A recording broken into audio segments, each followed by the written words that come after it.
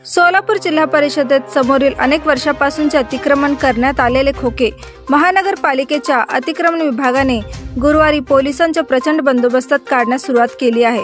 सदर बाजार पोलीस ठाण्याचे पोलीस निरीक्षक अजित लकडे यांच्यासह अतिक्रमण विभागाचे अधिकारी बनसोडे हे सकाळी 10 वाजल्यापासूनच जिल्हा परिषदेच्या समोर पोलिसांच्या मोठ्या बंदोबस्तामध्ये येऊन थांबले होते। यावेळी अतिक्रमणधारकांनी प्रचंड विरोध केला। त्यामध्ये राष्ट्रवादी काँग्रेसचे राजू बेळेनवरू यांनी पोलीस आणि महापालिकेला विरोध करण्याचा प्रयत्न केला। त्यानंतर काँग्रेसचे शहर अध्यक्ष चेतन नरोटे हे या ठिकाणी आले।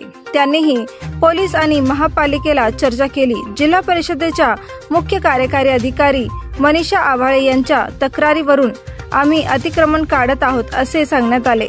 तेव्हा चेतन नरोटे हे सीईओ आव्हाळे यांना भेटण्यास गेले असता त्या कार्यालयात नव्हत्या। नंतर चेतन नरोटे हे पोलीस आयुक्तांना भेटण्यासाठी गेले।